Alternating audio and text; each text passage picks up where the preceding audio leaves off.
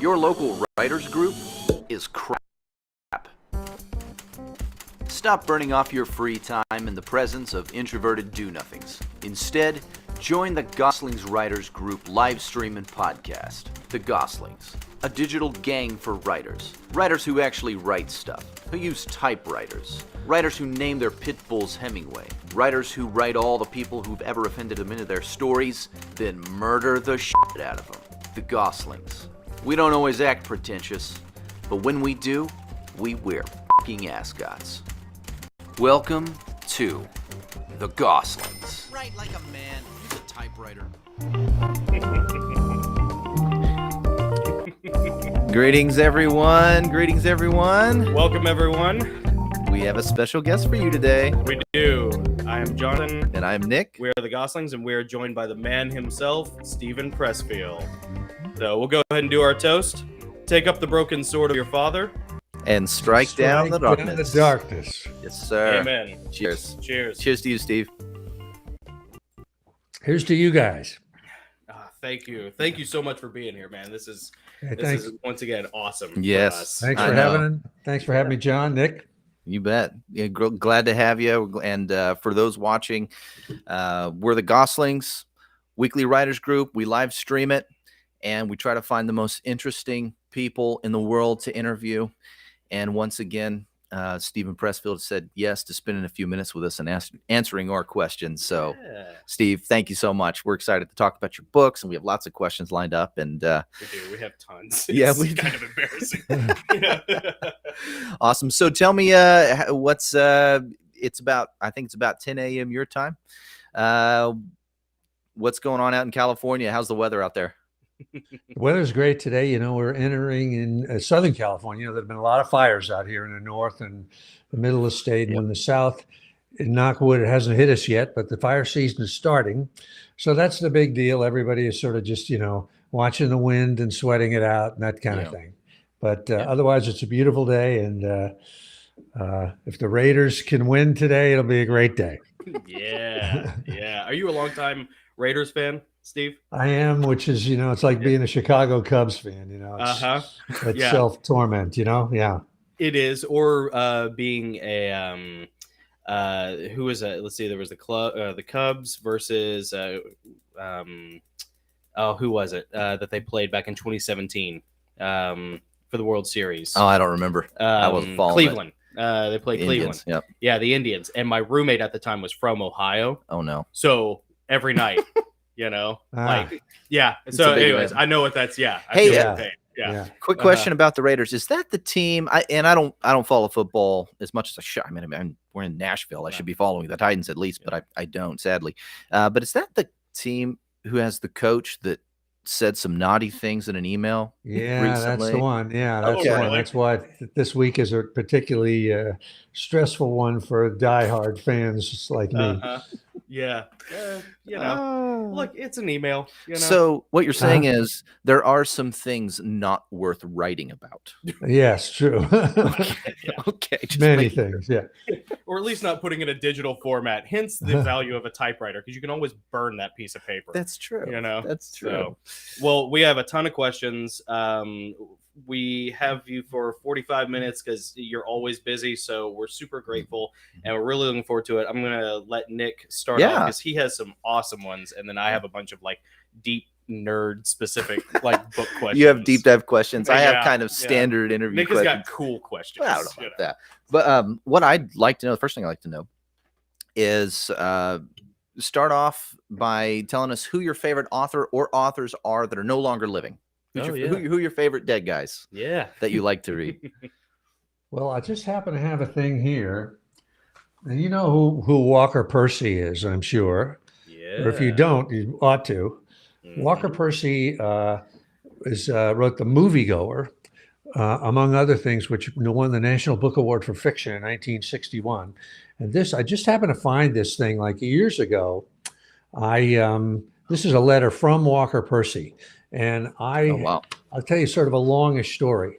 I had a dream, and in the dream, I was reading something by Walker Percy, a paragraph.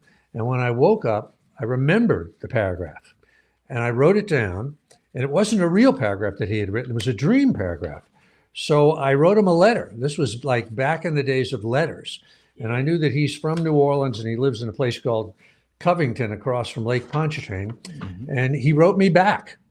And he wrote me like a really wonderful, sweet note that said, come on by, visit the house, blah, blah, blah. Really? And Awesome. the sad part of the story is I never did, and he died.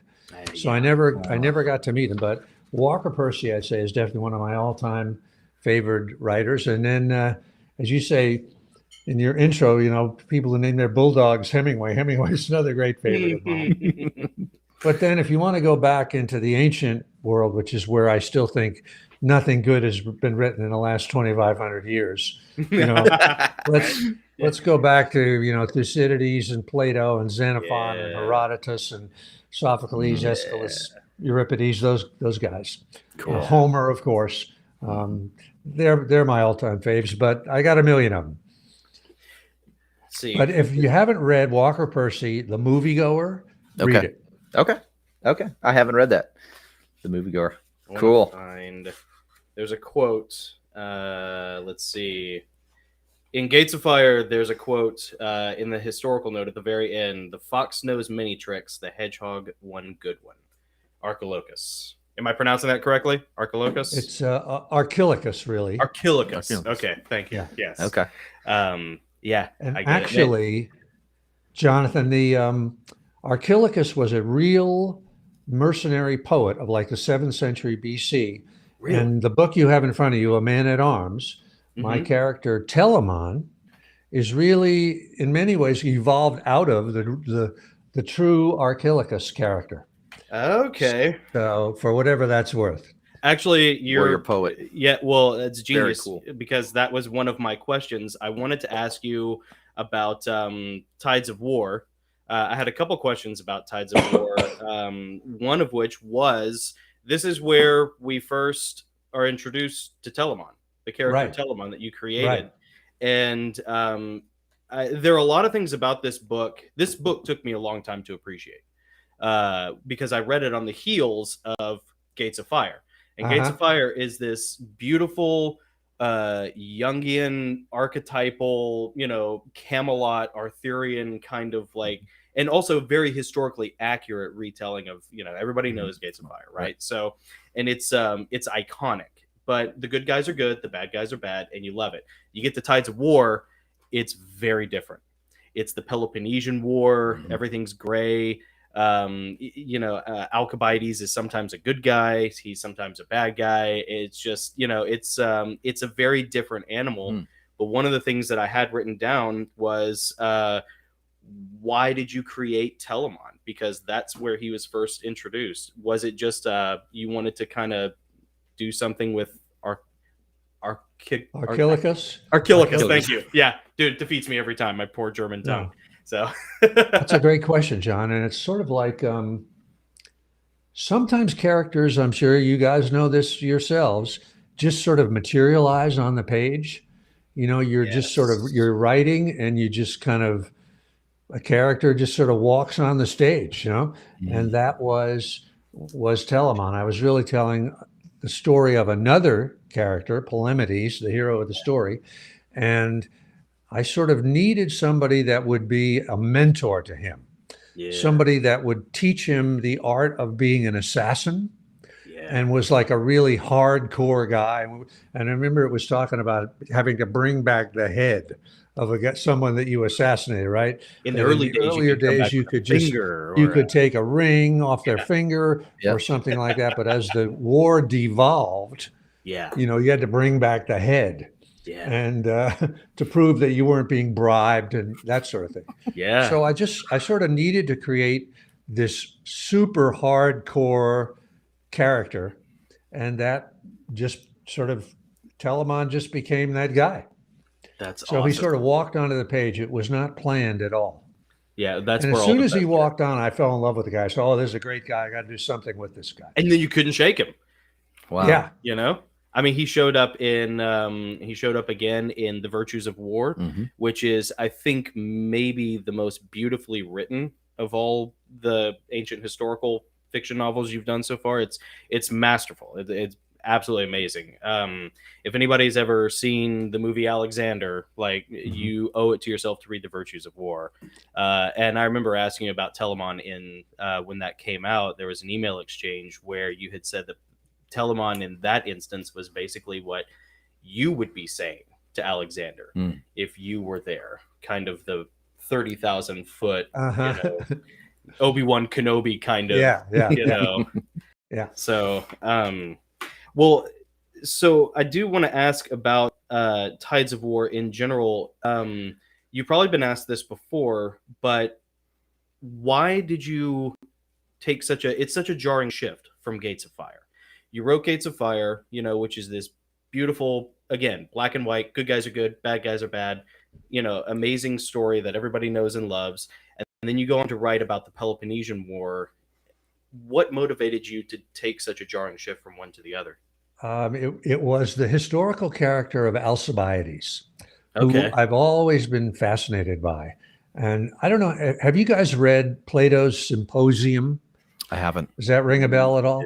I know of it. I have never read it. I'm going to get into the weeds a little bit here because I know your readers are real writers, right? Yeah. The Symposium in Greek means the drinking party. And Plato's Symposium is a short dialogue. It's maybe, 60 pages long. And it's about a party or an evening in ancient Athens in which, I'll give you the long version of this. There's like illustrious people like Aristophanes is there, Socrates is there, a bunch of other people are there. And as they start their drinking, there's a doctor who's one of their buddies, and he says, after last night's debauch with you gentlemen, I cannot be responsible for the health if we drink like we did last night. So I propose something else instead of entertainment. He says, propose that we go around the table and each one of us makes a speech in praise of love. So that becomes the gist of the story. And it goes around the table, and the first speech is about love at its most physical. And each speech gets a little more highly evolved. And the last speech is by Socrates, where he really gets into the whole thing. But midway through the party, there's a disturbance outside in the yard, and a bunch of drunks arrive, friends, and they come in, and one of them is this character, Alcibiades. And as you read the Symposium, I don't know, it's like Michael Jordan suddenly arrived or something like that. Steals the show. The guy is so electric, and he tells this story about trying to seduce Socrates physically, and getting him to sleep in his bed with him when Alcibiades was maybe 16 and Socrates was 40 or something. He copulated an eel. Very funny. It's very funny. It's very vivid. And one of the things about Alcibiades was they said that at every stage of his life, as a boy, as a youth, as a grown man, etc., he was the best looking person Athens had ever seen. Right. And he became, in the Peloponnesian War, he was a top general who was sentenced to death, defected to Sparta, turned the Spartans against the Athenians. Then the Spartans, condemned him to death. He defected to Persia. Then he defected to the Thracian. So he's just a really, really colorful guy. And I just thought, I got to write something about this guy. I got to try to do it. So the premise of Tides of War, as you know, is it's written by the guy who assassinated Alcibiades. Yes. Okay. And he, of course, was a friend of his.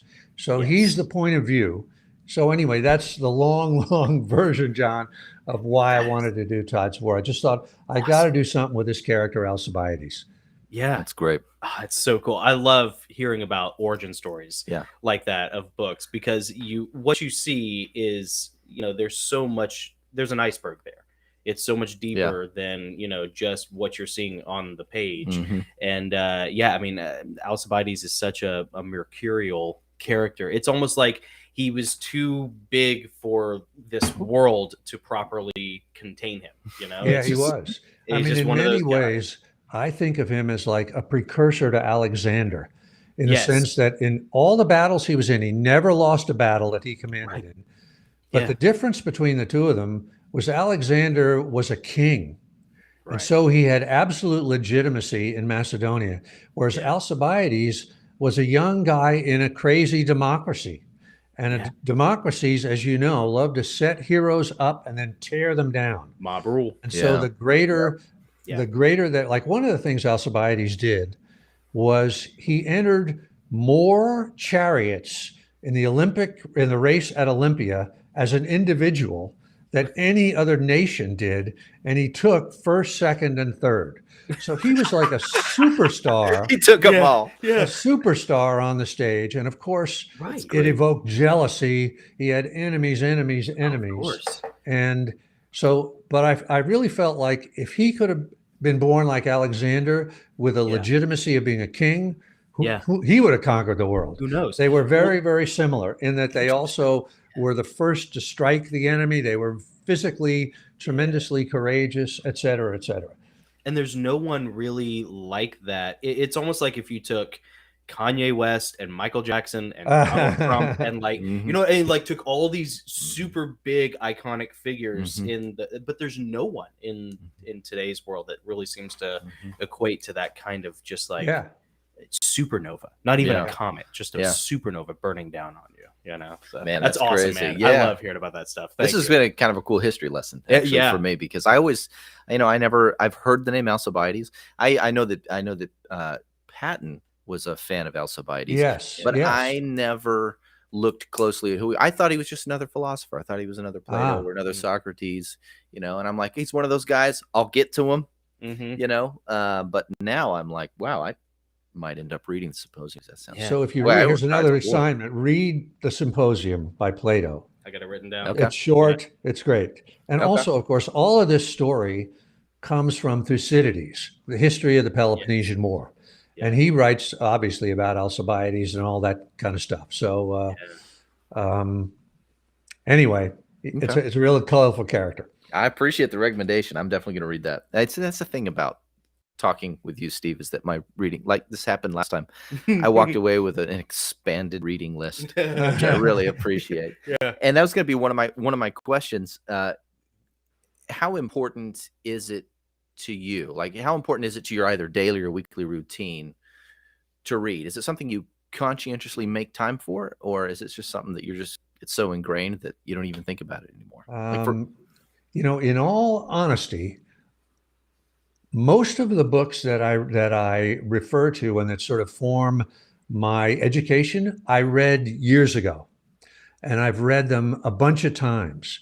So, like the Symposium, I probably read 6 or 7 times, and actually, in the present, I'll mainly read books that are research oriented about whatever I'm working on at the moment. But I'm certainly, if you're a writer, you have to be a reader. There's no question about it.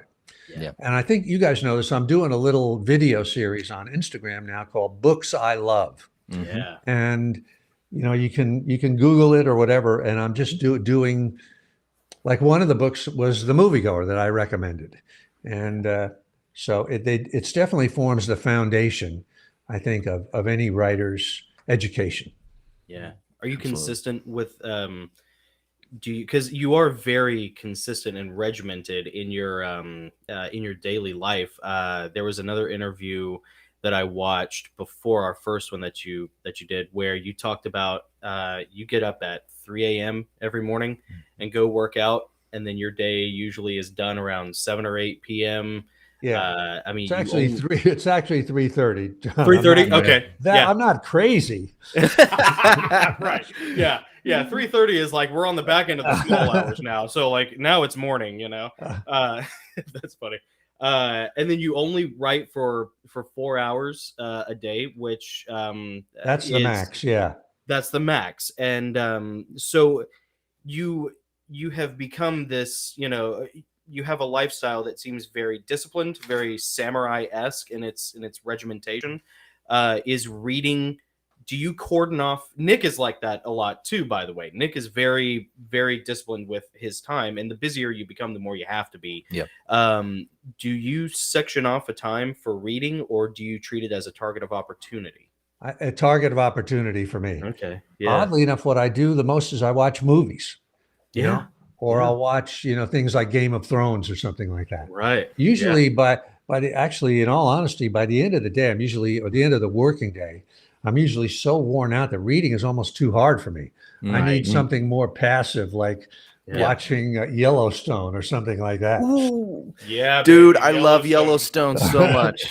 Yep. I'm so excited for the next season. Yellowstone is awesome. Okay, that's Yeah. great. That's so great. Oh man, Um, we won't turn this whole And episode we know that into a conversation Yellowstone about is an Yellowstone. absolutely accurate depiction of Montana today, exactly as it is. Is it? Yeah, surely. That's good to hear. Yeah, because I've been thinking about moving. So so Montana it is then. Yeah, That's awesome. Well, I mean, that is the thing. There is this struggle with legitimacy between, you have people who say, well, you got to read, it's not legitimate to like just watch TV and movies. But then you have, people like, yourself you've been writing for decades, you've been published for decades. And at the end of the day, you ascribe merit to something like Game of Thrones or a movie or something, as not just a passive gear down tool, but Now, also. be that said, though, John, I have read for decades as well. Yeah. Maybe I'm not reading as much now. Yeah. But, I really have a very deep, background of whatever you want to call it, a grounding in sort of the basic, the canon, Yeah. Undergirded by decades of well, so that kind of dovetails into a very broad question that I don't know how often you get asked this. I haven't seen it a lot, but let's say there was someone out there who wanted to get into writing, who wanted to write a book, or a novel or a comic book or a movie script, whatever. But they've heard the horror stories. They've seen how long this sort of thing takes. It's daunting. It's overwhelming. Nick and I are both self-published. Yep. Mainly because I had no other choice. Like, I freaked out when I saw your totes of rejection letters on Instagram because I was defeated in the mid 2000s by I had 2 bricks of rejection letters, and that was every agent and publisher in the writer's handbook thing, the big telephone book that you can get from Barnes and Noble, and they all said no. So I was kind of forced to go with independent self-publishing. But if somebody came to you, or if you saw somebody who was just a beginner and wanted to do it, what would be just some broad advice that you might have for beginners who might feel overwhelmed or daunted by the creative process? It's a great question.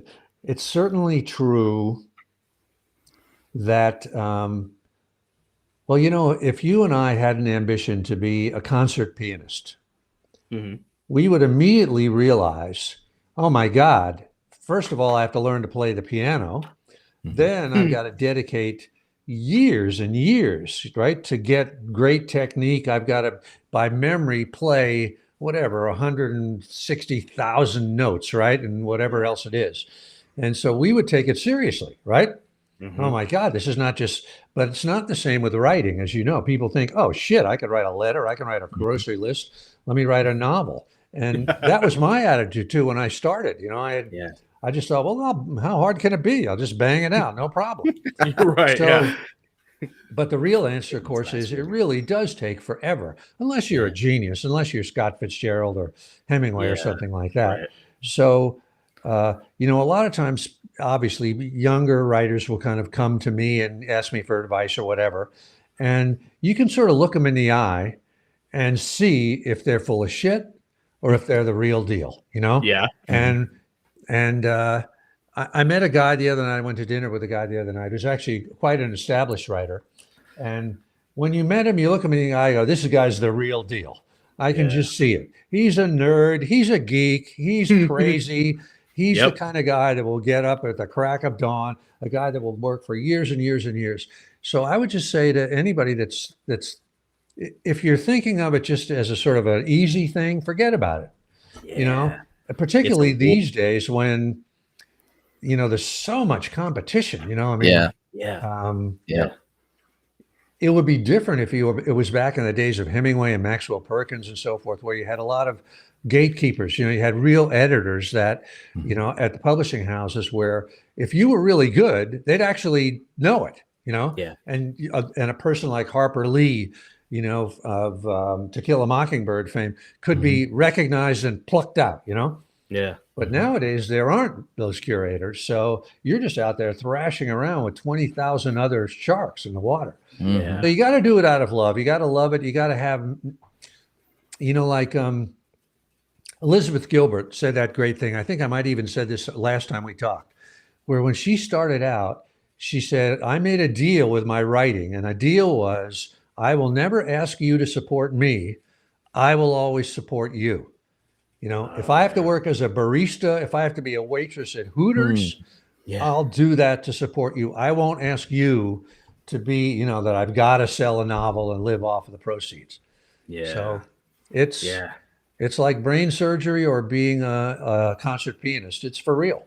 It's for real. Yeah. And the stakes are high. I mean, that's one thing that you come back to a lot in the war of art, going pro, just that, like, it's a war. I mean, everybody's playing for keeps, resistance is playing for keeps. Your time is ticking, and it's not the place to play around. You don't dink around and fiddle fart around on the battlefield. Like the video you were talking about, John, that I did, it's up on Instagram right now. It was a true thing of, because of fire season here, like we were talking about, I was taken out and drive to storage a bunch of my old material, screenplays and books, etc., to say in case it was a fire. And you saw it filled up the entire back of a Land Rover, and these were all the stuff that's just been rejected, the stuff that I did that never got sold. And it filled up the back, and it also filled up the seats. So, and I was just sort of laughing and making a point of, this is the stuff that's below the tip of the iceberg. The published stuff is above the surface of the water. Man. But there's all this below it. That's what Gary Wayne talked about. He wrote the Genesis 6 conspiracy. We interviewed him probably a month ago. And he said that, it's kind of the same thing where you can write a big work, you can write or several, but the real work doesn't begin until you get into the publishing aspect. It's like almost like writing the book it's its own war, but it's like the real hard thing comes when you start trying to negotiate with the editors and agents and tweaking the manuscript and revising, and because then it's not just you in your room on a keyboard. And that actually kind of, well, that dovetails into my question that I had for you related to this. If you were starting your writing career in 2021, you'd gone all through your life, and just at this moment you realized that you had the calling to write, and you were starting right now, or maybe you had just finished the first thing you'd ever written, would you in 2021 pursue self-publishing, or would you still pursue traditional publishing? Oh, it's a great question. That's a great question. It's and I don't really know. I would say both are legitimate avenues, and I probably would come down on the self-publishing side at that. Would you really? At that,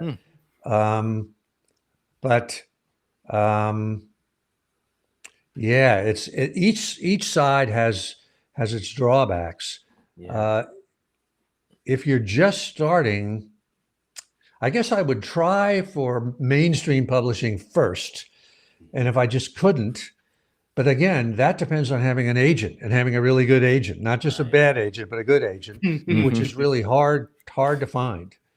So, but I do think self-publishing these days is a legitimate avenue. But if you're going to self-publish, you have to have some kind of platform or apparatus that you yourself can get the word out about the book. Because just to release it, soft or cold, there's a recipe for disaster. It just has, So I would say that you got to have some way.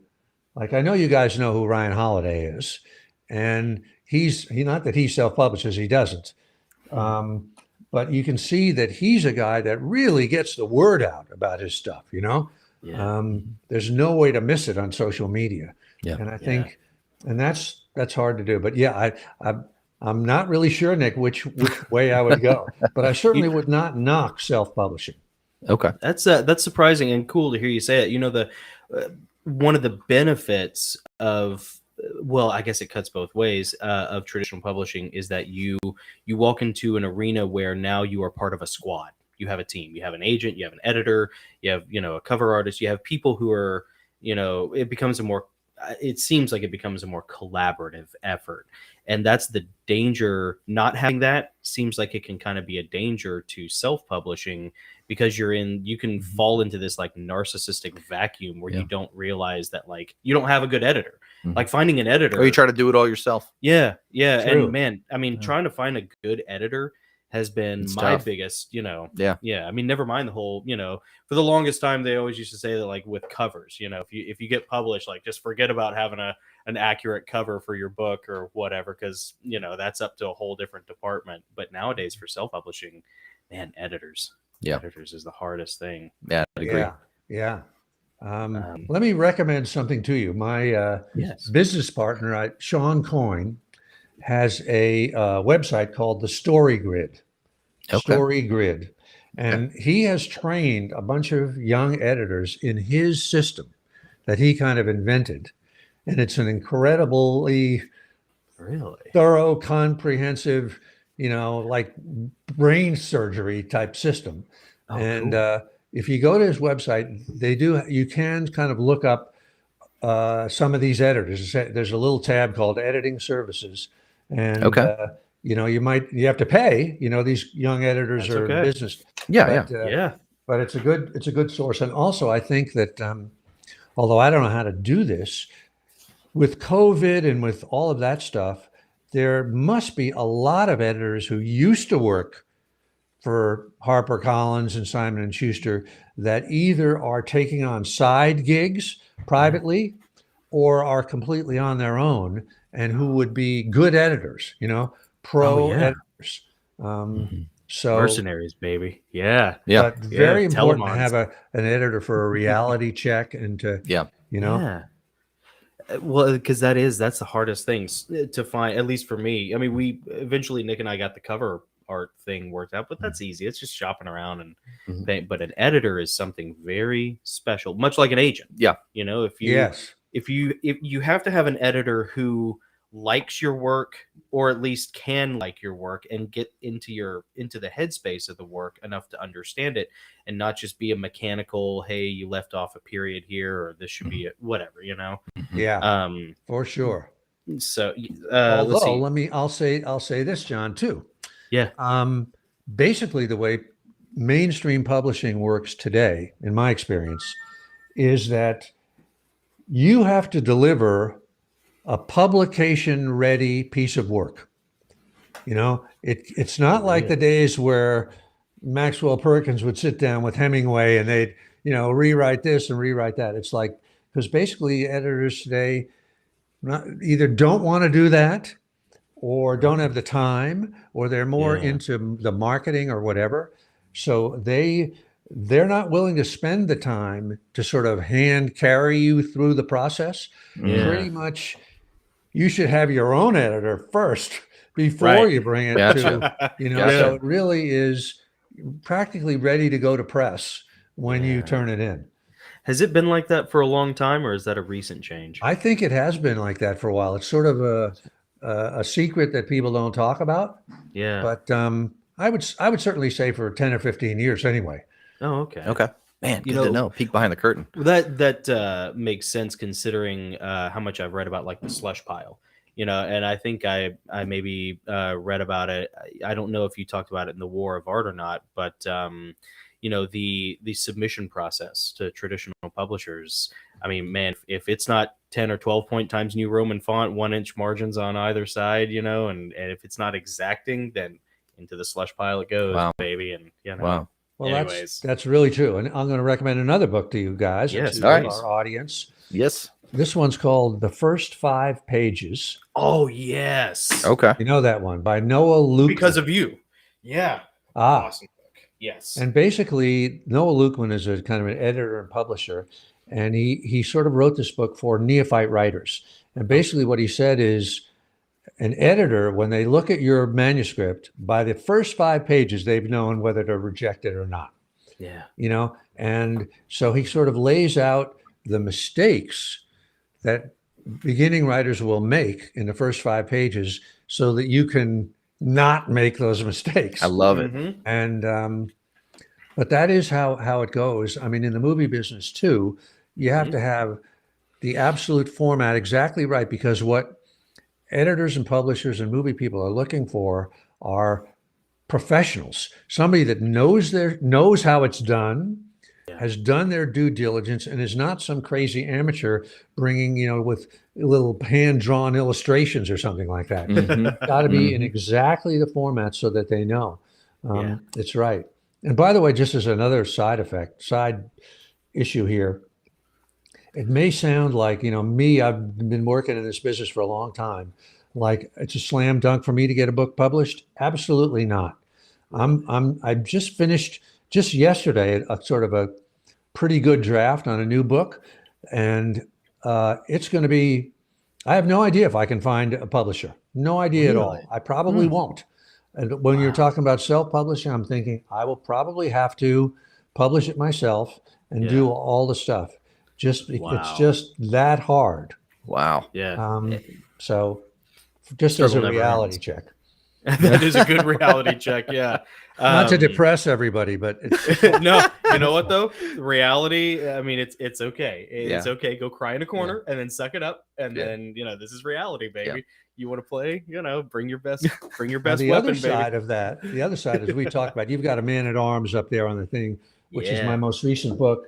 And this was sold by my agent, Sterling Lord, a couple of years ago, or a year and a half ago. He's 100 years old, or he was 100. He's now like 101. And Wow. So it just goes to show you that sometimes you can get published in the craziest ways. But nobody else wanted that book. He found, the publisher. So it can happen in crazy ways. Wow. Is he the inspiration behind Martin Fabricant? No, that's a different one. That's a different one, but good. Okay. That's a guy. One of my early agents named Bart Fless was a real guy. How are we on time? Do we have time for a couple more questions, or let's say another 10 minutes. Okay, cool. I just want to make sure we're judicious with your time. I know that I have a question, and this is from a friend of mine, a good friend of mine that I work with, he's actually an admirer of yours, and I told him that I have the pleasure of interviewing Steve again, and he's like, "Wow, that's amazing." And I said, I know you followed him for a while. Is there any questions that I could ask him for you? And he goes, so he passed on a question to me, so I could offer it up to you. His name is Aaron. He wanted to know, what is something that you find interesting or are obsessed with that many other people might be bored by? That's a good question too. I find that almost every book that I write is something that I really love, that's interesting to me. And I always think to myself, nobody else in the world is going to be interested in this, like even the Battle of look at what we were talking about, Tides of War, the Peloponnesian War, Thucydides' history. Who would be interested in that? It's like if you were taking a course in college and you had to read that book, you'd be groaning and moaning and trying to drop it to be the most boring. But yet, once you get into it, it's fascinating. Yep.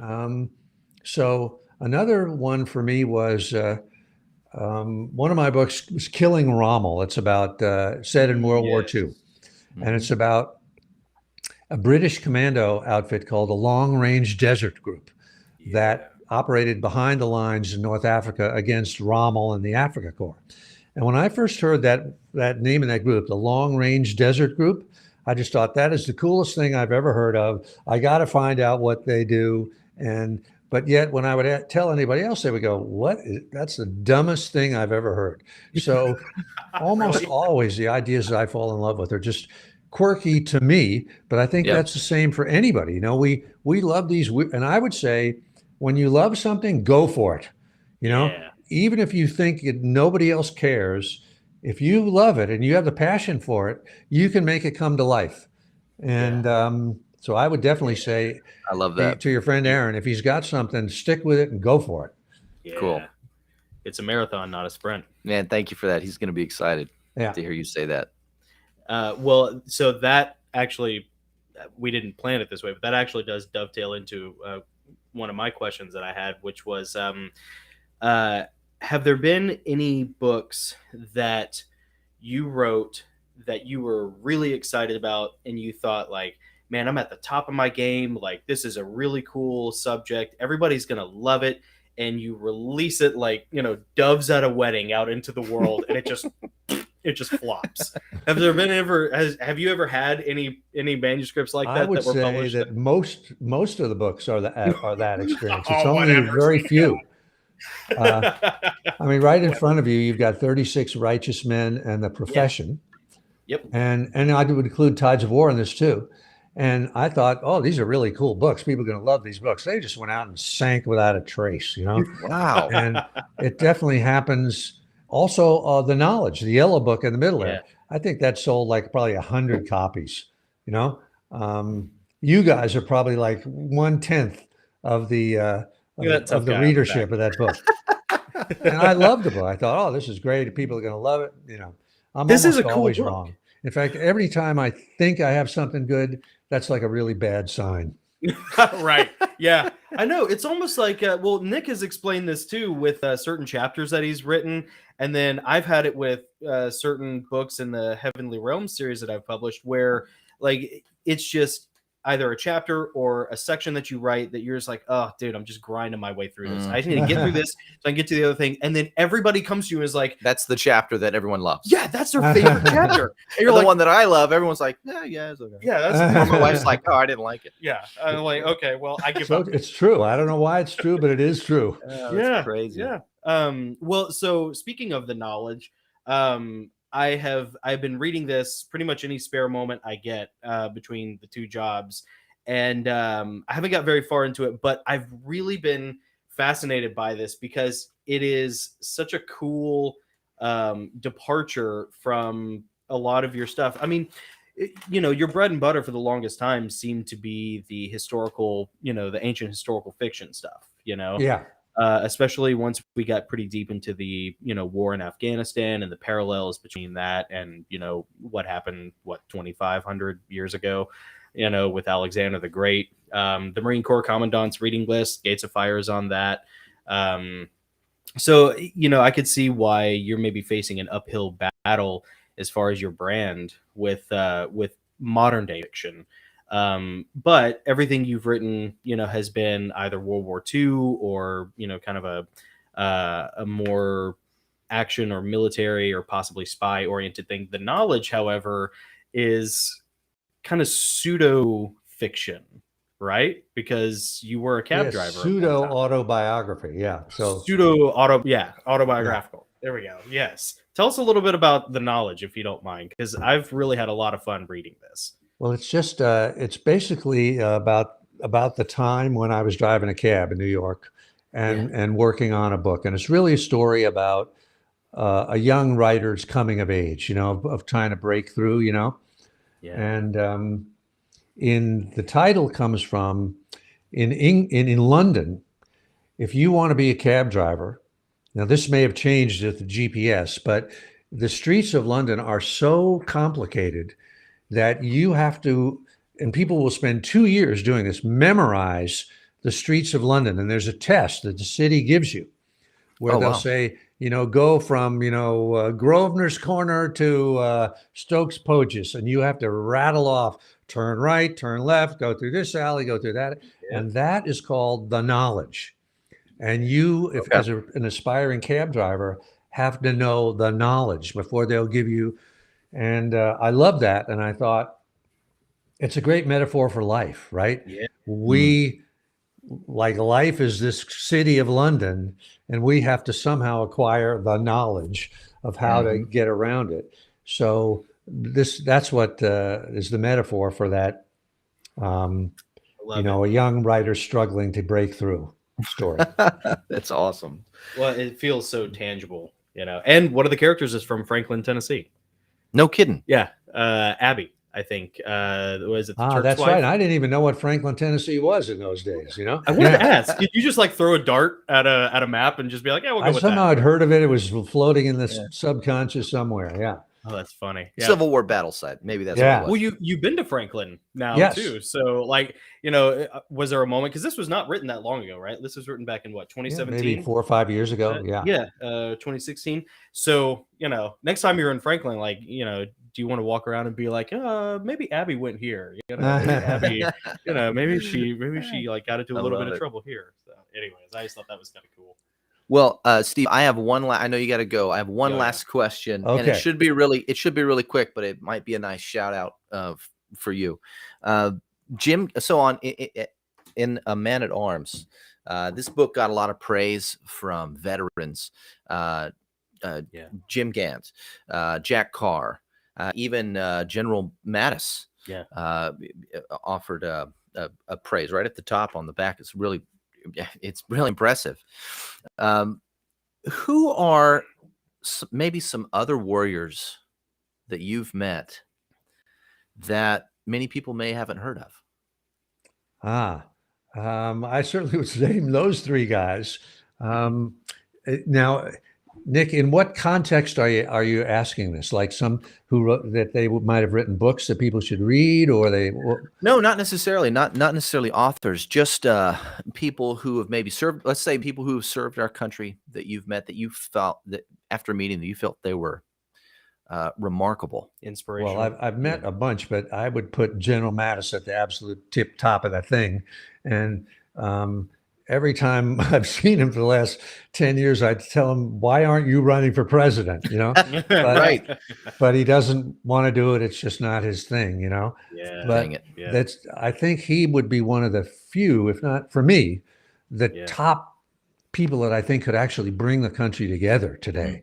You know, a guy that's a bona fide hero, but is also, you know, a bona fide ass kicking Marine, you know, not warfare, you know, baby, but also somebody who is incredibly well read, and particularly way back to the ancients. You know, he's big, like Marcus Aurelius. Meditations of Marcus Aurelius, you know, is one of his #1 books, and is really steeped in what I would have to call wisdom, you know. And is a man of tremendous integrity. There's no way you could ever imagine him doing anything for money or for anything like that. So I would say, you know, he would be at the tippy top of my list. And he's General Mattis. I wish he would run for president, but it's never going to happen, unfortunately. He's the General Maximus of our time. Yep. You know?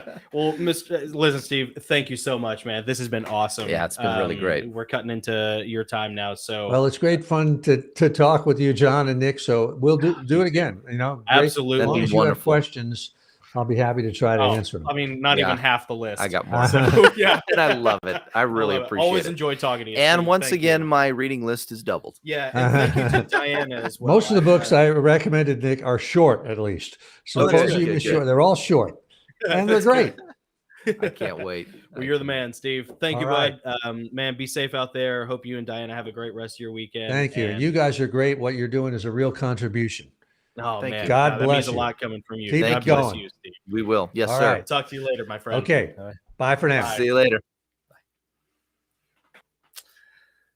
He's the coolest. He's the coolest, you, man. He is the coolest. I mean, Stephen Pressfield is the coolest. Yeah, there's no one just like I can't wait to read the Symposium. Smooth or cool. So the Symposium. I have read bits and pieces. I think I've read the part a long time ago.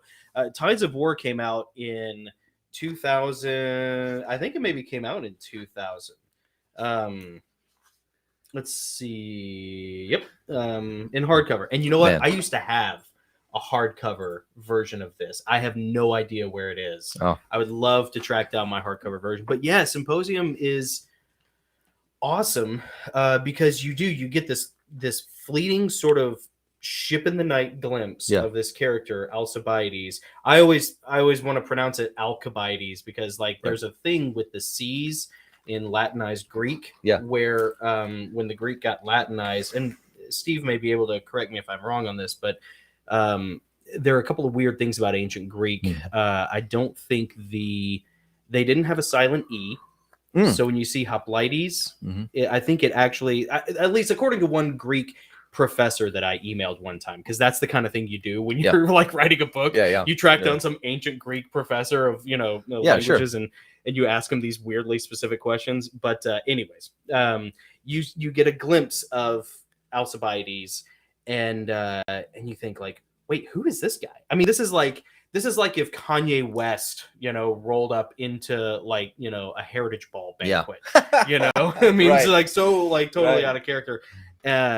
And then this character becomes such an integral part of the Peloponnesian War. And the Peloponnesian War was weirdly enough, it was kind of similar to the morass that we got pulled into in Vietnam and then obviously in Iraq and Afghanistan, in the sense that it was just this 20-year-long awful struggle. Victor Davis Hanson, I think he's the one who wrote A War Like No Other, which is a book about, I think it's Victor Davis Hanson. But there's a book out there called A War Like No Other about the Peloponnesian War. And I mean, it's brutal. And it's Athens versus Sparta, two diametrically opposed thoughts, or ideologies, political ideologies, both with a lot of power, both with a lot of prestige, both with a lot of victories under their belt. And neither one could really just maintain power. Sparta is not the kind of city state that like has the ability to really maintain empire. I mean, for all of Sparta's faults, one of the things they're awful tribal. Well, they are. Yeah, the ancient Spartans were amazing in so many ways. I mean, look, it's the only tattoo I have. Right. Which probably because of this book, to be honest with you. So, the Spartans were amazing, but they're very tribal. It only works for them, you know? And I mean, people would send, like, I think Alcibiades was sent to the Spartan Agoge. A lot of Athenians, a lot of people in other Greek city-states would send their children to the Agoge to be trained by the Spartans. Alcibiades, I believe, being one of them. Everybody lusted after the Spartans. Their women were the most beautiful. What do they call it? The gynopedia or gynogymnasia. Anyways, they had their own version of the Agoge. Wow. They were the most beautiful. They were, and all the men were, at least in the middle class and up, were all the toughest. But it's like, dude, that only works for, one group of people.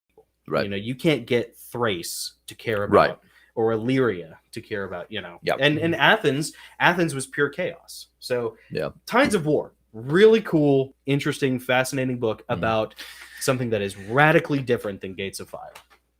It's the Empire Strikes Back. It's the Empire of Pressfield's body of work. It really is. Yeah. It's beautiful. Anyways, no, it's all right. One thing that he said, not related to the Spartans, but one thing he said about related to writing and a commitment to being a writer that I have learned it needs to be a huge shift in my thinking is that I need to be committed to the writing, not ask the writing to. I need to be committed to supporting the writing, and not ask the writing to support me. To support the monster or the machine, marketing, and sales, and And someone who's written for 28 years before being traditionally published, Stephen Pressfield, can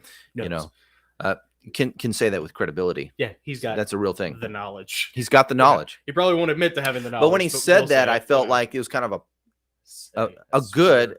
check. It checked me, kind of a punch to the gut, and like, you know what? Am I going to write until I die, regardless of whether or not anything gets published?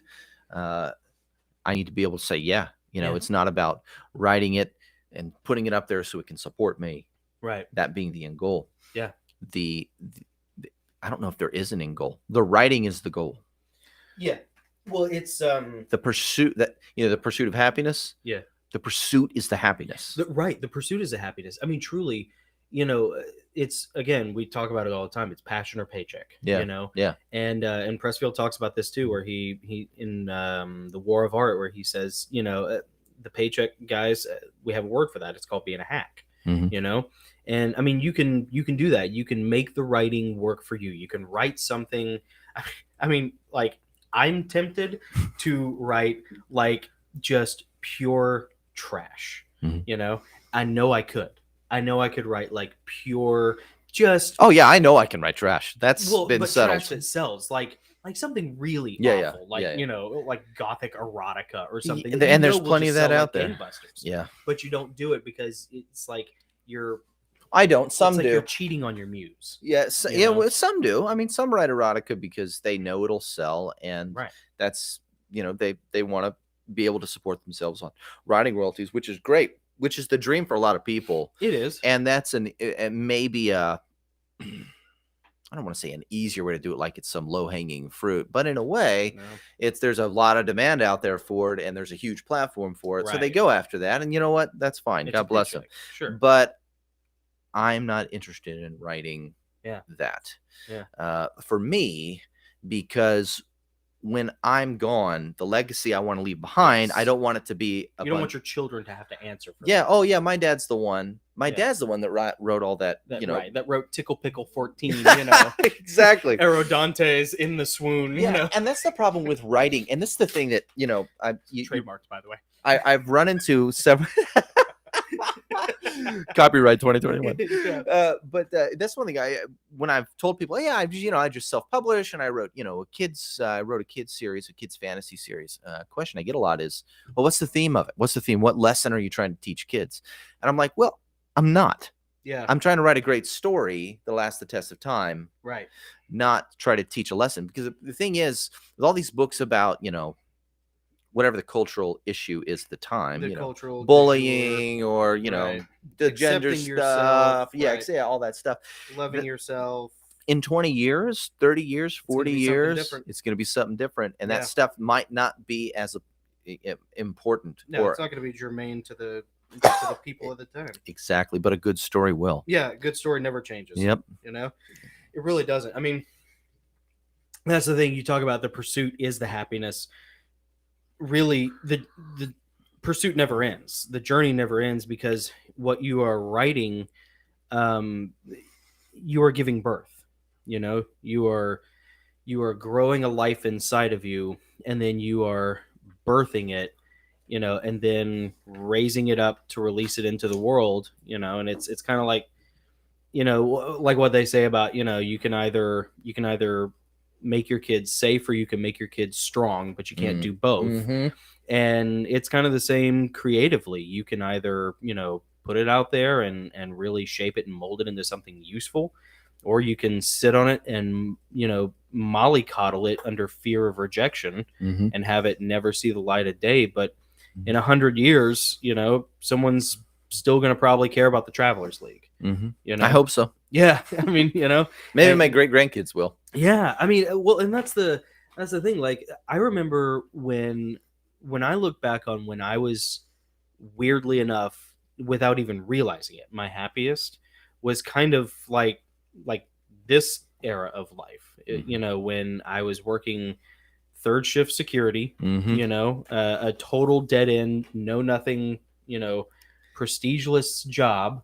And I was writing every night, Mm-hmm. and no. And I bet you couldn't wait to get to work Oh, I couldn't, because you knew you'd have that time to write. Jack Bauer messenger bag. I remember the with bag. with my Yeah, dude. Panasonic Toughbook laptop. in it, Yeah. and the manuscript and like pen, a Ah, red pen, yeah. and every night, and a jump drive, and whatever research books I needed. And every night, man, honk that thing. I would set that thing down on the desk, and it love had it. to weigh like 40 pounds. Yeah. I mean, I got kettlebells that weigh less than this thing. Yeah. And it would honk on the desk every night, and I'd pull it all out and get it up, and plug it all in and type God it away and, help the trespasser in the middle of the night who interrupts him Oh, yeah. from his moment of Yeah. happiness. well, and if you and it was so great because I do like patrols every hour. So every hour you have to get up and walk around. Yep. And I mean, without even realizing that I was deep in the flow of the current of the Lord. yeah. Here I mean, yeah. that's where I wrote all the Heavenly Realms books. That's so just cool, about, man. Like one exception. So Over how many years? 10. Oh, wow. 10 years. Man. At that particular job, I think, about 10 years. I only spent probably 6 to 8 months bouncing around in the beginning before I landed at that one site. Dude, that's great. So, but it is that thing. And I was depressed during that time. I was thinking that I was at my lowest. And yet when you look back on it, my life was very compartmentalized. Also, I didn't have a smartphone. So like I literally would come home at 6 a.m.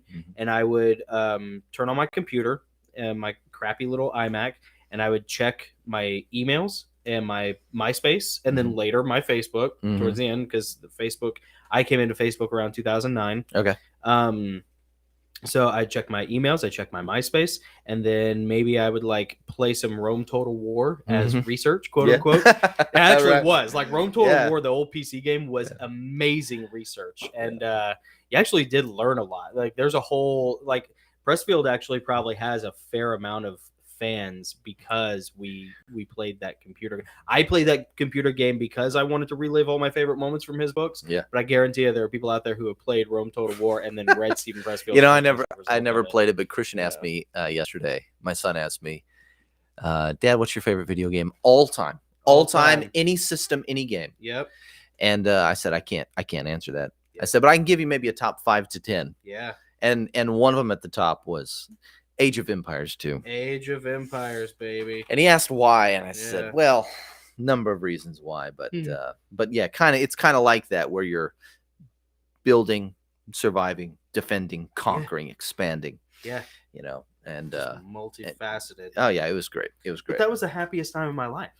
Yeah. And that compartmentalization, I think, really helps too. That's one of the reasons why, like, Nick and I are big fans of the flip phone. Yeah. Is this discourages being tethered for sure all day and all night. I mean, well, that's one reason we're fans of the typewriter. And the typewriter. Oh my gosh, yeah.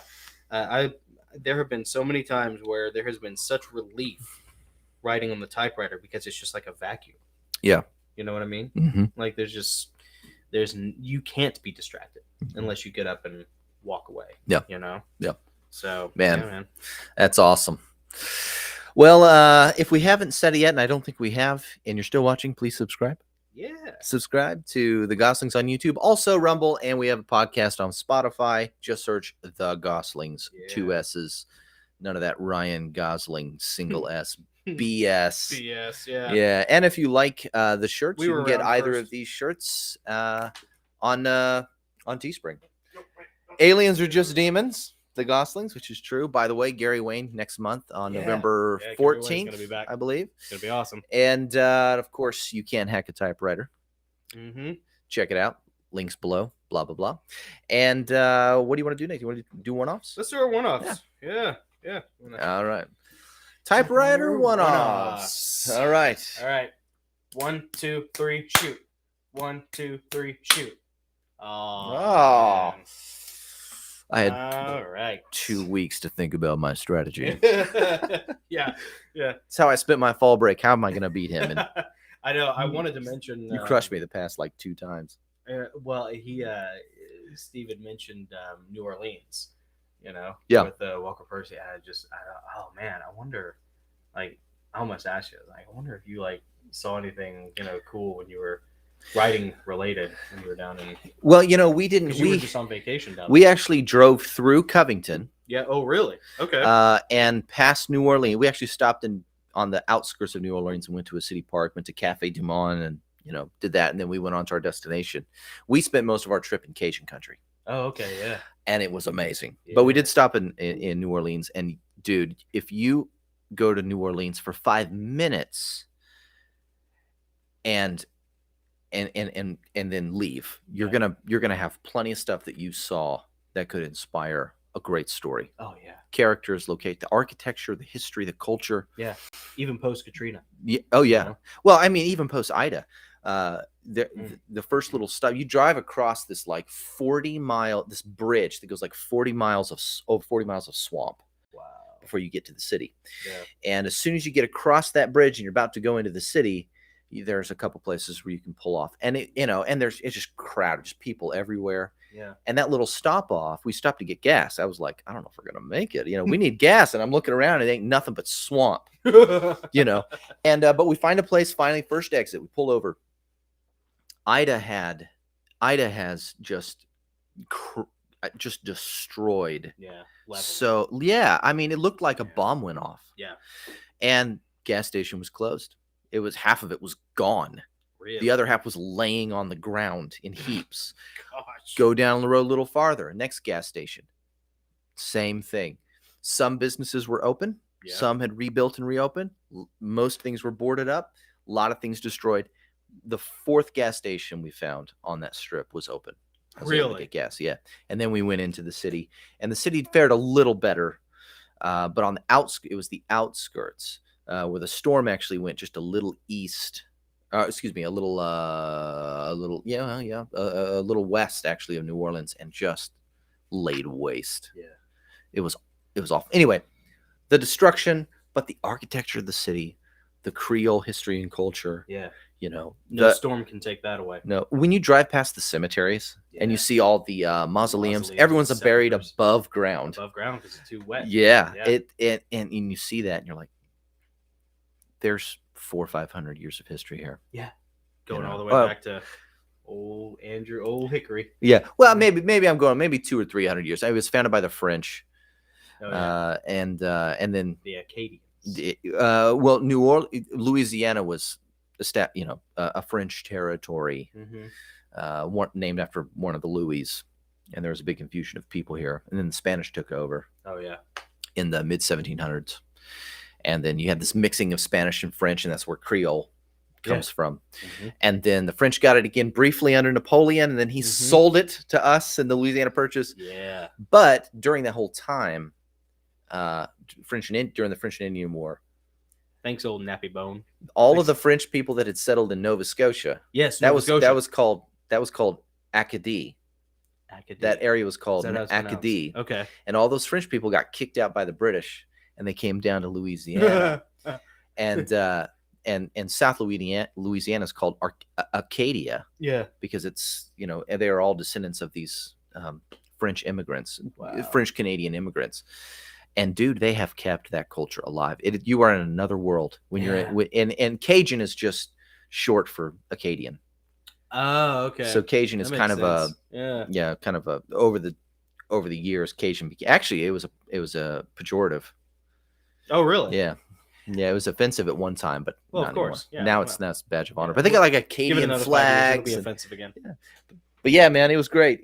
I know that was. I just went off on a tangent. Well, we experienced a lot of cool stuff. I mean, without spoiling, is because you had posted something, you had written something inspired by that. I wish I wrote it on a typewriter so I could. Okay, so it's not your one-off. It's not my one-off. Okay, cool. I wish it was though. It's so much better than the crap I wrote today. Well, you can. So Nick wrote a really great. Was it called The Cajun? It's called The Death of the Cajun. The Death of the Cajun. I'm pretty sure you can find it on his Instagram channel. Yep. And then maybe on I can't remember if you can find it on Facebook or not, but it's great. It's like 6 pages long, and beautiful, accurate retelling of one thing that you had. You guys had gone out to dinner. Yeah. And there was just the restaurant. They played music, and it was like music and dancing, Cajun music and dancing, and that's like a cultural thing that goes back decades, 100 years or more. It's awesome. Yeah, it was really neat, and they're keeping it alive. The pandemic hasn't killed it yet. That's right. Tries. Yeah. Can I say that word? Did I say the P word just now? I think I just said the P word. There's got to be like a code word for it. Yeah. Yeah. All right. Cool. Okay. You go first. I'll go first with my typewriter one-off. Here we go. Right. Arthur was never alone, though he often felt like it. Disadvantaged by one of those faces that people didn't like to linger upon, and hobbled by years of poor socialization, his was not an existence that engendered a vibrant social life full of midnight rendezvous, small hours trysts, and drunken weekends barely remembered only through the lens of one of his cohort's smartphones. Arthur had a token smattering of friends, but they were more like a fistful of equally maladjusted losers, and a couple of bright shining stars who, out of pity, had allowed Arthur to hitch his wagon. It was a veritable rogues gallery constellated around him, and nary they should meet, barring a chaotic showdown of disparate personalities. So, Arthur often wound up spending his time alone. Except for every Saturday at sundown. That's when Twyla would call. She bartended during the week at a modest downtown joint known for a signature drink of her own invention called Greek napalm. She made ends meet on the weekends and holidays by being a delivery driver. He found himself placing more orders after her first 2 smiling visits. There was something angelic about her mien. She was sure-footed, serene, and optimistic. She never seemed to judge him, though she did not approve when he stepped out of line. "Don't curse," she would admonish him. "You're better than that." It was a refrain he was getting used to. One day, a package went missing, so she asked for his number. The rest was history. In his bones, Arthur knew he should ask her out. Girls don't call guys. But he was full up on rejection. Better to have something than nothing, he would tell himself after their weekly chats. Besides, women had a way of destabilizing his life, and he was barely keeping it together as it was. But Twyla had a way of sighing every time she heard him light up a cigarette. She remained stone-cold silent when he indulged his self-pity, and always the refrain when he cursed. "Shouldn't you be going?" he inquired one night. "Your boyfriend's going to wonder why you've been talking to a single guy for the past 2 hours." "Yeah, first of all," she told him, "don't tell me what to do. I am a free agent, after all. Second, I haven't been in this town long enough to catch a boyfriend yet." "You say that like it's a cold." Yeah, it basically is," she growled. "Love is akin to a virus, or a curse. Oh, but also a blessing, of course." You don't sound very convincing," Arthur teased. Twyla laughed. Now who's the optimist?" Yeah, I see what you did there," Arthur admitted. Touche." The truth was that Twyla had been there for a very long time. 80 years, to be exact.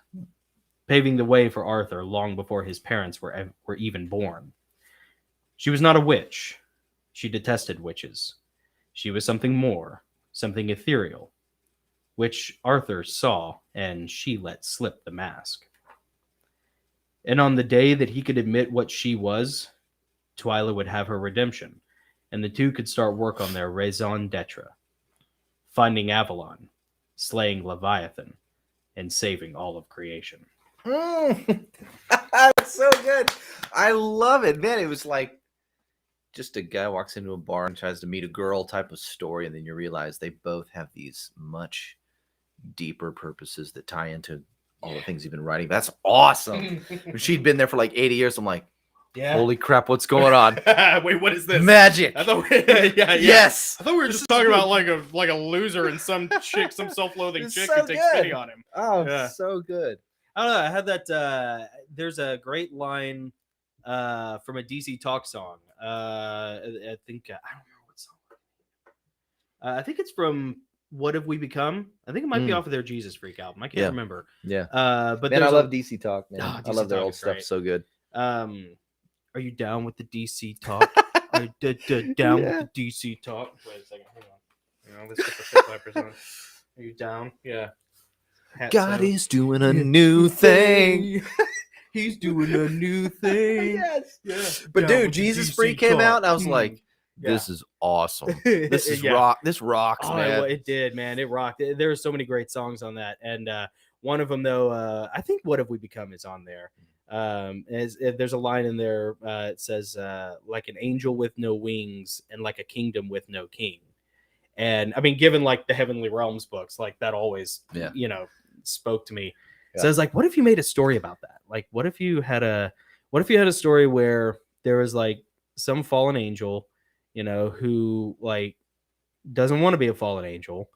And then she like takes it upon herself she knows that like there's this dude who like could be a good king, and it's sort of that like archetypal, very Jordan Peterson-esque kind of, we need women to rescue us from ourselves and compel us to be better than what we are. Because, like, dude, if you leave us alone, we'll just like live in a 1-room apartment, where the furniture is all made out of pizza boxes. Like, we don't care, That's why true. God put Eve in the garden, because it's not good for man to dwell alone. Yeah, You he know? saw Adam batching it. And he was like, Oh, yeah, jeez, this is gross. this is going downhill real Yeah. fast. He's not even washing the dishes.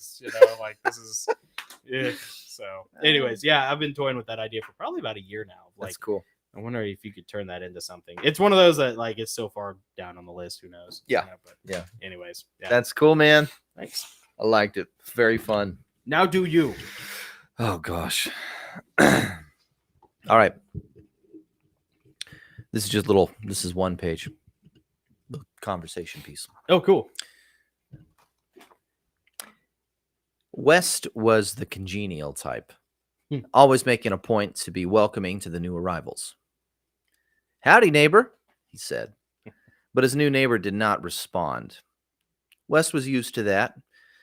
He never had a neighbor that seemed particularly excited to be relocated to Shrewsbury. But most of them would at least show the courtesy of a reply. I said howdy. Name's West. Been here for about 34 years. Truck driver by trade. Still no stir. No indication that the newbie cared or was even listening. West continued. Accident on the road put an end to things. Soccer mom in a station wagon doing her lipstick drifted into my lane. She's all right, of course. But my truck jackknifed and rolled. And, well, that was the end of my accident-free company record and my career. What about you? What brings you to Shrewsbury? I brought myself, the new guy grunted. Finally, the seal had been broken. Wes nodded and pretended a sigh. Suicide, huh? Let me guess. You're a veteran. No, said the new guy. Okay, a dentist? I heard that's a thing among dentists. I'll introduce you to Marvin over in Lot 4. That's how he got here, too. Not a dentist. West puzzled silently, which he could tell gave some relief to the morose inhabitant of the adjacent plot. But West wasn't the type to go on not knowing who was taking up eternal residency in his cemetery, especially if there was only 2 feet of dirt and worms between their elbows. Well, what then? What kind of god-awful career would drive you to punch your own ticket to this dismal place? Writer, the stranger mumbled. The name's Stripling. Stripling, huh? Never heard that name, said West. Yeah, thanks, Stripling replied. West laughed. Hey, no offense. I'm not a big reader. Hard to read while driving, if you know what I mean. So, what kind of stuff did you write, Stripling? Westerns, romance, fantasy? The Stripling was silent. He didn't want to talk about his work, his process, his novels, his drinking, or any of it. But West had such an unstoppable mouth that Stripling knew that if he didn't give him something, then it was going to be a long eternity. Children's books. Stripling hoped that would be enough to confuse him and shut him up. But truckers like to talk, and West was the consummate truck driver. Dang, he said. Didn't realize that writing for kids was so depressing. Stripling sighed. I didn't commit suicide, you moron. I thought you said you brought yourself here. Accidentally, yeah, Stripling replied. But not on purpose? Nope, he replied with annoyed resignation. Well, how'd it happen? West dug deeper. It's embarrassing, West. I really don't want to talk about it. West chuckled. I don't mean to pry or anything, just trying to get to know my neighbors. It's customary around here to ask how someone baked the wrong cake, if you get my drift. No offense. Say, we actually have a few kids here. I bet they'd like to meet you. Talking to dead children was not something Stripling was in the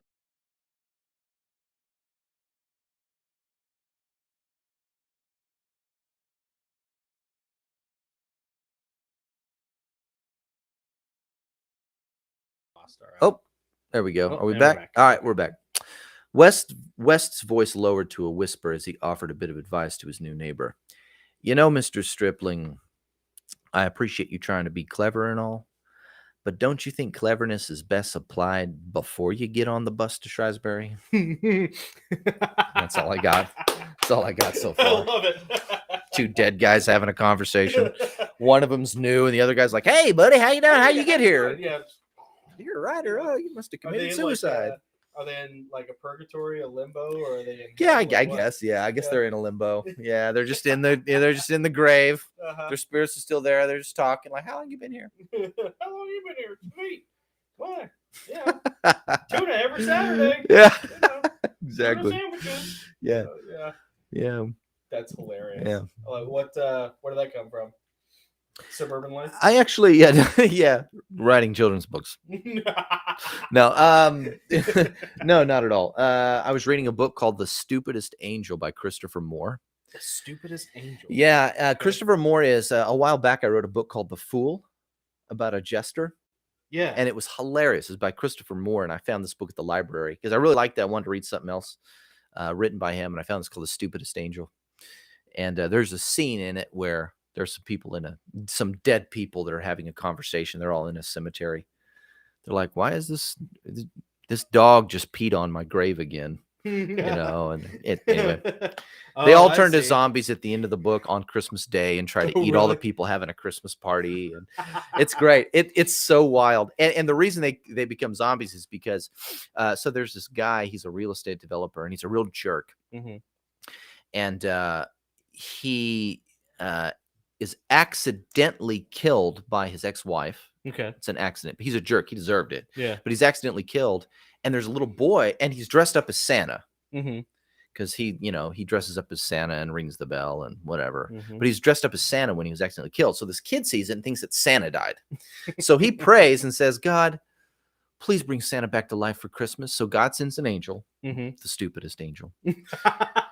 And the angel comes back and says, "I command you to raise from the dead for Christmas." And like the whole cemetery raises from the dead as zombies, and they try to Not eat as everybody. specific as the Yeah. angel needed to be. And this about it, schizophrenic, and then there's another 'cause he's an character. idiot. There's this another character who's like this B-movie porno actress Oh yeah. who had this like barbarian character, Oh yeah. but she's yeah. a schizophrenic now. She's like recovered and she's off her meds. Oh yeah. And Split personality or yeah, schizophrenia? Or multiple personality the- disorder? Or no, I think where she has voices that talk to her. that's oh yeah, that's schizophrenia. Yeah. Where you hear And it. so anyway, she basically saves everyone. She finds her sword and she comes and kills all the zombies and saves everyone and then gets back on her meds. Anyway, it's a That's great story. awesome. Christopher That sounds Moore, like a lot of fun. dude, it's so much fun. He's a fun writer. Christopher Moore. Recent production books, like past 20 years. This one was written in 2004. Interesting. Yeah. I wonder. It kind of sounds like Death of Life, but I don't think it's the same author. It was a fun read. It kind of has that same whimsical thing as like it reminds me. It sounds like a little bit like The Frighteners, the Peter Jackson movie from the 90s, right before he did Lord of the Rings. And then it also sounds because The Frighteners was the one with Marty McFly, whoever it was. Michael J. Fox. Michael J. Fox. Yeah. Michael J. Fox and Gary Busey's kid. Anyways, it doesn't matter. And that's the one with all the ghosts, Okay. who are like, he's got like a team of ghosts and he sends Interesting. the ghosts to like it's very fun. Frighteners. Yeah, Oh, The okay.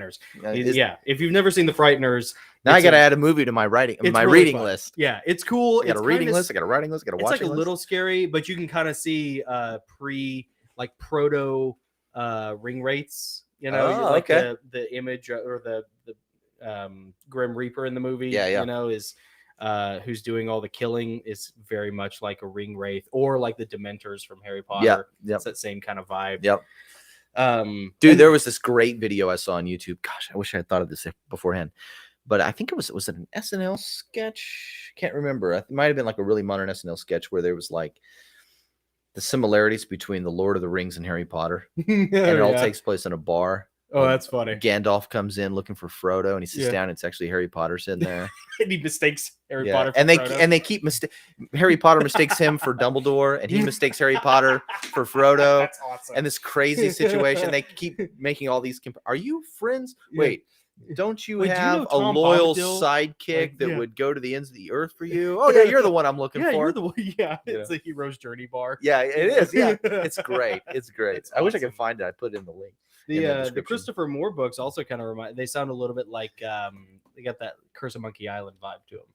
Yeah, a little bit. Kind of whimsical. They are very whimsical. Yeah, very like whimsical. Supernatural metaphor. And they're adults. I'll say adult. But honestly, and The Stupidest Angel was hilarious, and it was super fun and just crazy. Mm-hmm.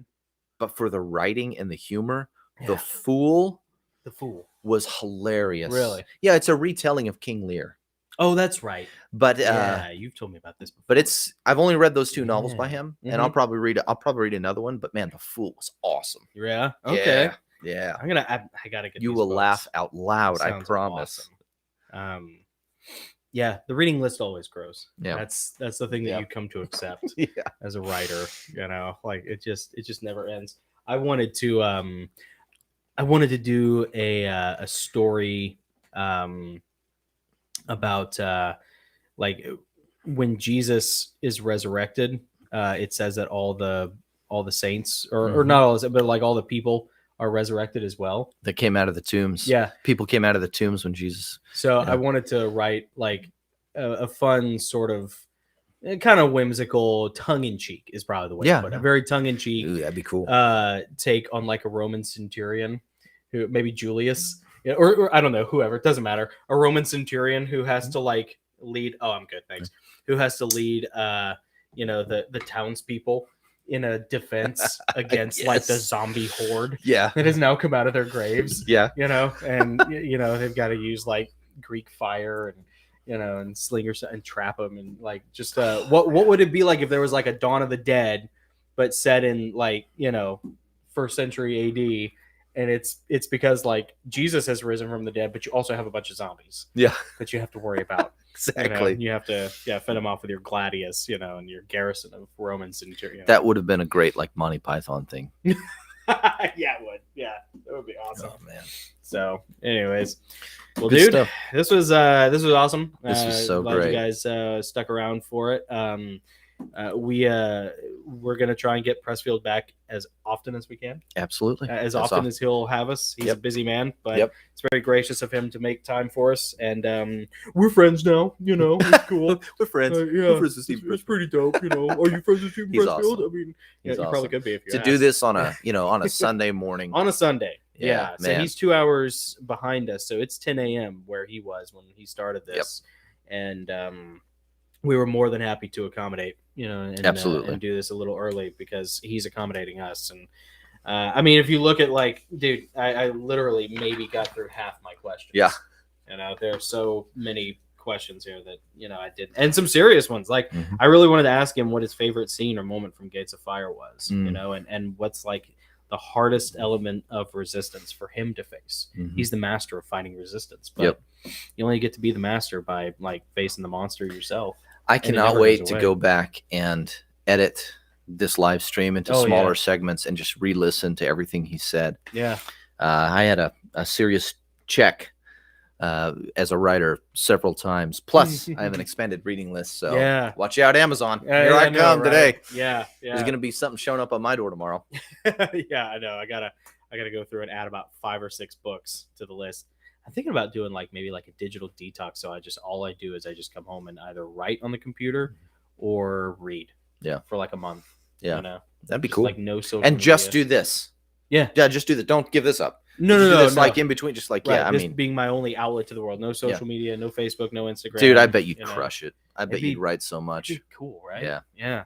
So, by the way, Adam, if you're watching this on the back end or something, I am working on the 6th Angel book. I've been working on that pretty diligently, but I've been adding. Here's an interesting thing, like, because those books were written so long ago, there are a couple of plot points in that book that have to happen in order to move the story forward. But I never really had a good reason for them happening. Like the logic train wasn't so great. But now that I'm on the back end of like publishing, these books, in the process of actually publishing them, I have created new material that I didn't think about I could actually use to explain the events that just kind of have to happen, but they come out of nowhere. Yeah. So like that's an interesting thing about writing, is that I had these events happen. There are like 2 or 3 events that happen in the 6th book that have to move the story forward, but they just kind of like are left field. They're a little contrived, when I originally wrote them in like 2008, but now, having had so much time and published these other books and coming up with, these other things that just came out of nowhere in the past couple of years, those new things actually make the old things that I wrote make more sense, and I just have to incorporate them. Cool. Welcome to the writing world. Yeah, right. It's just right. you're just slicing and dicing. So anyways, yeah, that's been my life. Awesome. Well, I have not. You went to New Orleans though, or Louisiana? We went to Louisiana, dude, and it was awesome. Yeah. Let me tell you something. Yeah. The food. Oh, dude. Even the kids were like, gumbo is their favorite thing now. Yeah, it's so good. And we went to one really cool thing that we did that everyone will appreciate. We went to Avery Island to the Tabasco factory. Oh, that's Tabasco cool. plant in That's Avery right. Island. Yeah. And now my kids love Tabasco.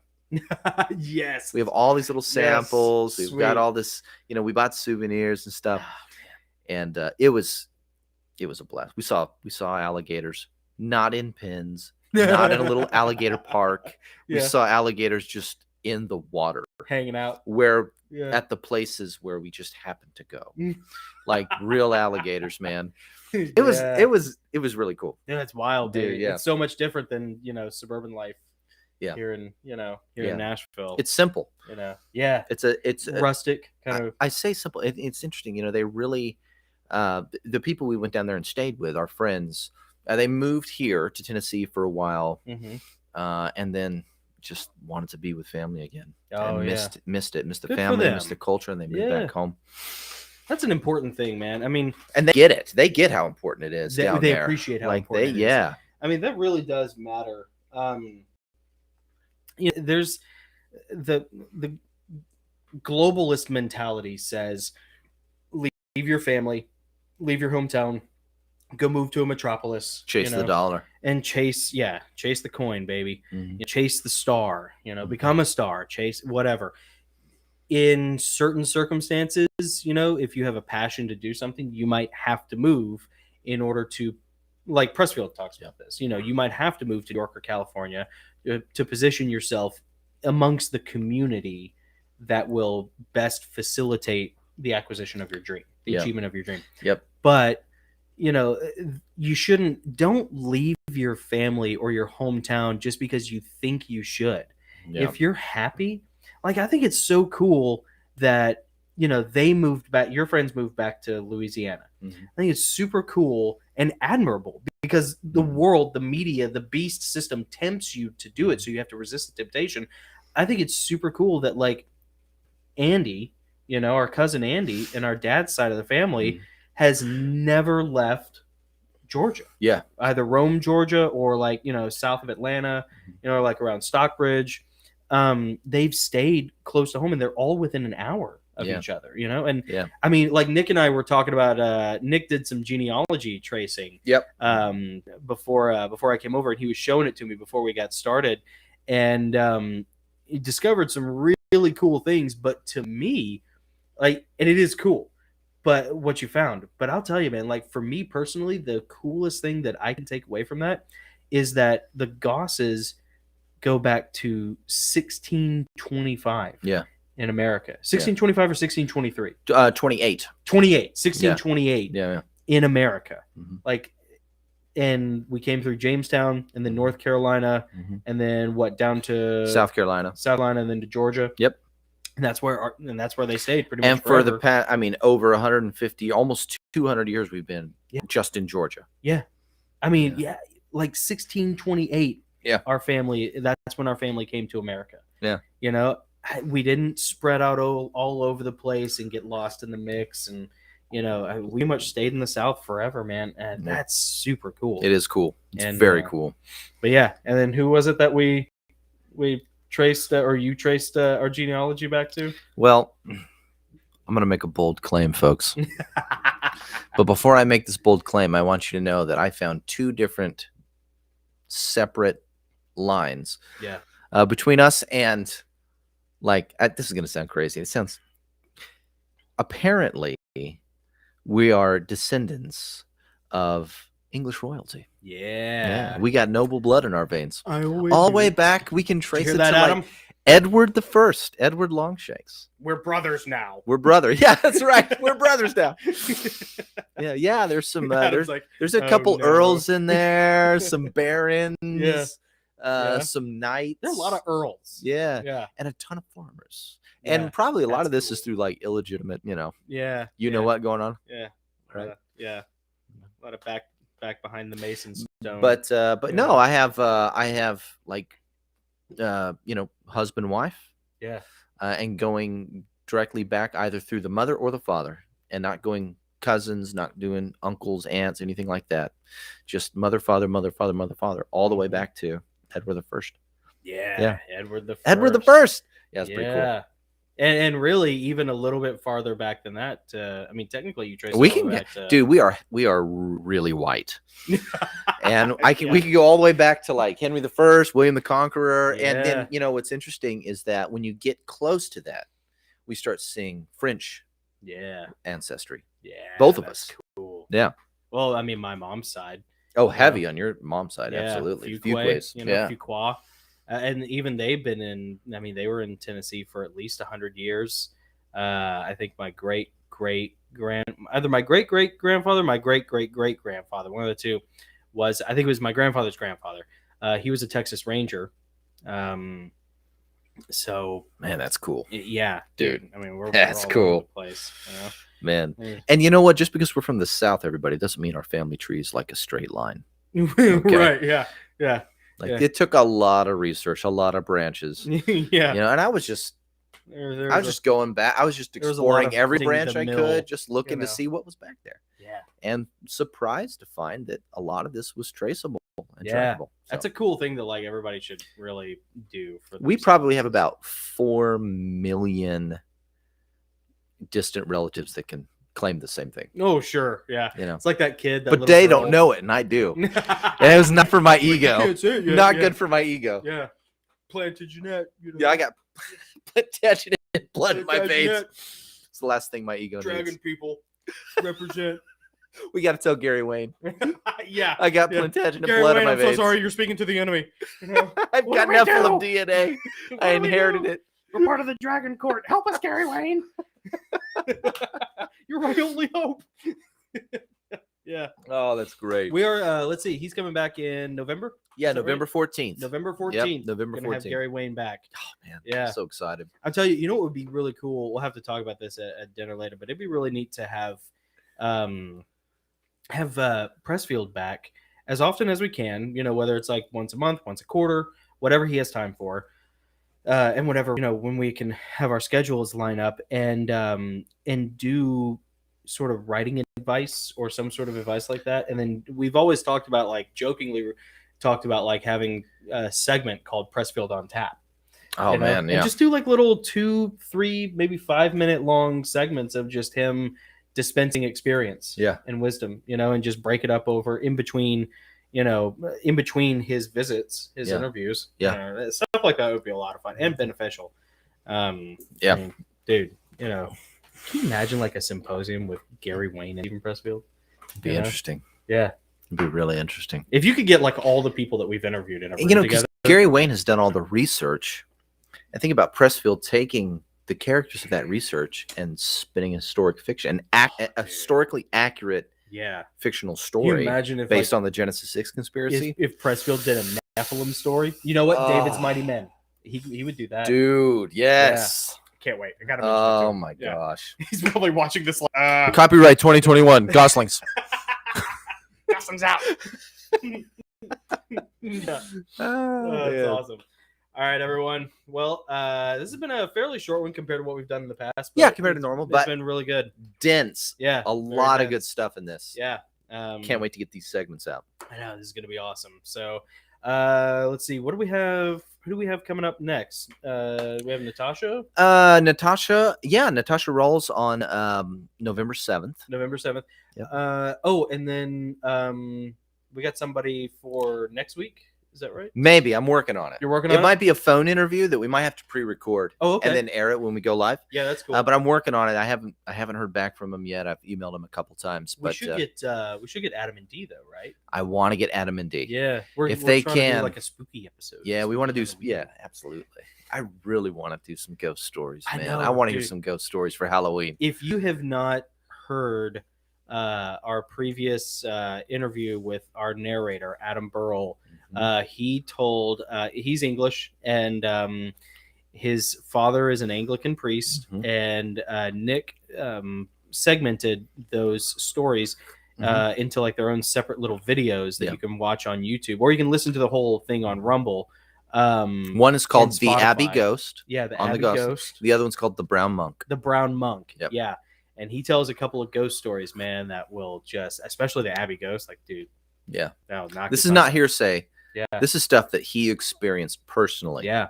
And Dee, his wife, Dee Burrell, who does resin products, man, dude, she had some ghost stories too that were even like hairier. I than- can't wait than to hear those. them, man. I mean, she's got some wild ones. So Yeah. like we got to like finalize it a little bit, but we're hoping to kind of get both of them on It'd be so the great. same episode so that we can kind of do like a Halloween spooky themed, I'd love it.